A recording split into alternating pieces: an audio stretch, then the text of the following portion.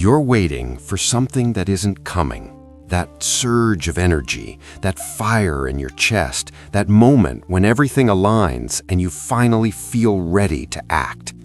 You tell yourself, once I feel motivated, I'll start. Once the conditions are right, I'll move. But here's the truth you already know but refuse to accept. Motivation is a guest, not a tenant. It arrives uninvited, stays briefly, and leaves without warning. And every time you build your life around its arrival, you hand your power to something you cannot control. Motivation is a feeling. Discipline is a decision. Most men operate under a quiet delusion. They believe that high performers, the ones who execute consistently, are somehow more motivated than everyone else, that they wake up energized, that they feel driven every day, that their internal state is somehow superior. This is fiction. The disciplined man feels the same resistance you do, the same fog, the same weight of inertia. The difference is not in what he feels, it's in what he does despite what he feels. He has divorced action from emotion. He has made a choice that most men never make, to stop negotiating with himself. Every morning, you stand in an internal courtroom. One side presents the case for comfort. The bed is warm, you're tired, you'll start tomorrow, you've earned rest. The other side presents the case for action. But here's what you don't realize. The longer you allow the trial to continue, the more likely you are to rule in favor of comfort. Discipline is the act of dismissing the courtroom entirely. You do not deliberate. You do not weigh options. You act because you decided beforehand. The decision was made when your mind was clear, not when it's clouded by comfort and fatigue. This is what James Clear calls pre-commitment, but it's older than that. Musashi wrote about it in the Book of 5 Rings. Commit to the strike before the opponent moves. Hesitation is defeat. Most men lose the battle before they even wake up because they never made the decision. They operate in a perpetual state of maybe. Maybe I'll go to the gym. Maybe I'll start the project. Maybe I'll have the difficult conversation. Maybe is the language of men who have not yet claimed sovereignty over their own lives.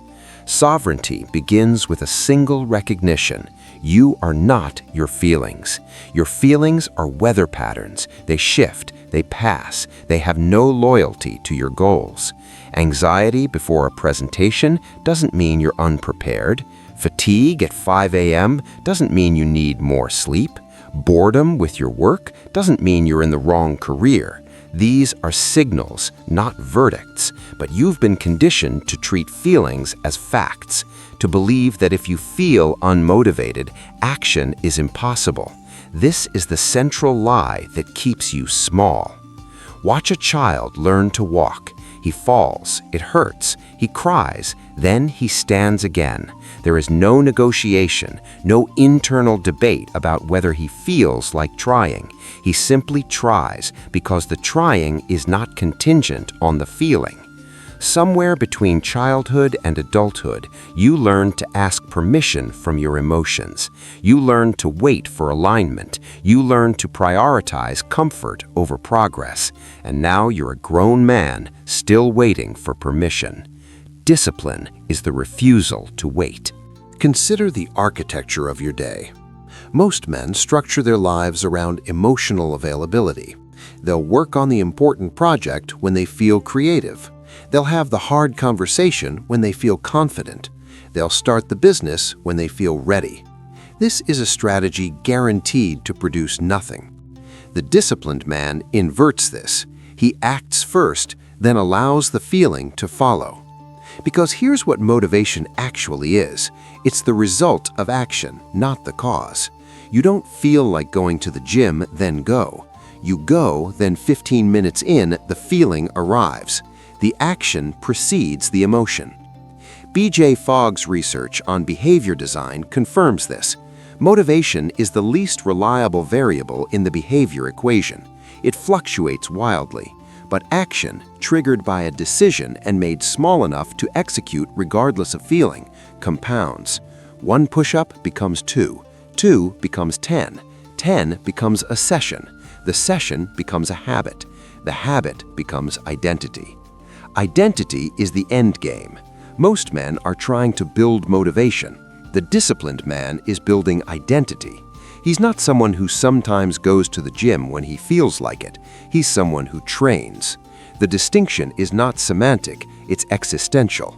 Your identity determines your actions far more powerfully than your feelings ever will. Marcus Aurelius understood this. You have power over your mind, not outside events. Realize this and you will find strength. He wasn't telling you to control your emotions. He was telling you to act independently of them, to recognize that the emotional state is not the operational state. Here's the pattern you need to see. Every time you wait for motivation, you reinforce the belief that you need it. Every time you act without it, you weaken that belief. You are training yourself, one decision at a time, to either be a creature of feeling or a man of will. The void between intention and action is where most men live their entire lives.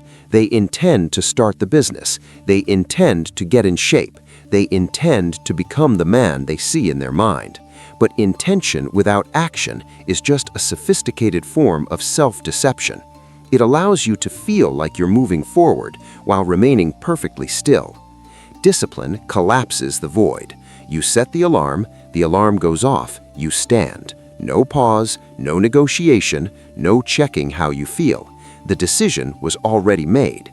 This is what Machiavelli meant when he wrote about virtù, not virtue in the moral sense, but the capacity to impose will onto circumstance, to shape reality through action rather than be shaped by it.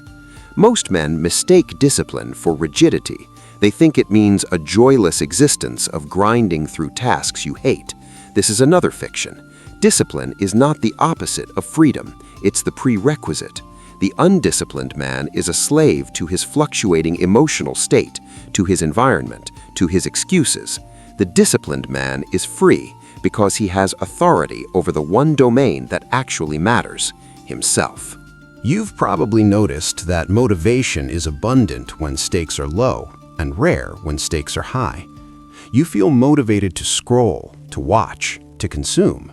But when it's time to create, to risk, to show up, motivation evaporates. This is not accidental.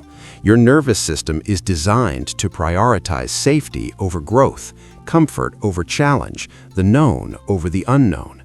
Discipline is the manual override. It's the recognition that your factory settings are not designed for the life you want. They're designed for survival, not excellence. So you rewire, not through affirmations or visualizations, but through repeated action that contradicts the default. You build new circuitry through repetition, not inspiration. Robert Greene writes about this in Mastery. The apprentice phase is not about talent or passion, it's about accumulating hours, showing up when you're tired, continuing when you're confused.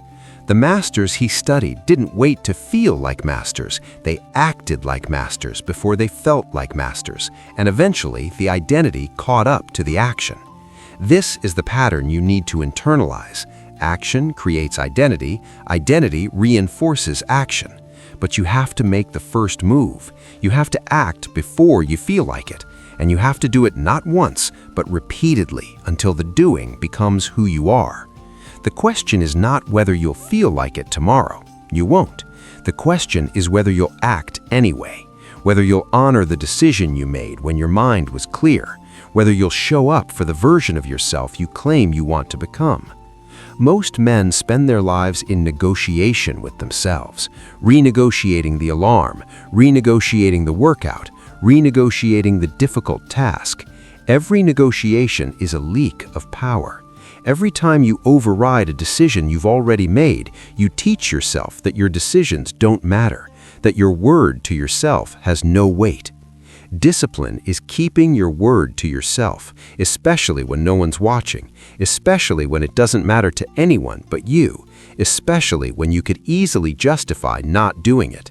This is where character is built, not in the big moments when everyone's looking, but in the small, private moments when you could slide and no one would know. You would know, and that knowing compounds. Every kept promise to yourself increases your internal authority. Every broken promise diminishes it. You are either becoming someone you can trust or someone you can't. There is no neutral. The path forward is simpler than you want it to be. Decide what you're going to do, decide when you're going to do it, then when the time comes, do it. Not because you feel like it, not because conditions are perfect, not because you're inspired, because you decided, and your decisions are sovereign. Motivation will come and go, that's its nature, but discipline, once established, is yours. It doesn't leave, it doesn't fluctuate. It becomes part of the architecture of your life, the foundation upon which everything else is built. You already know this is true. You've known it for years. The question was never about knowledge. It was about whether you'd finally stop negotiating and start acting. The courtroom is closed. The decision is made. What happens next is just execution.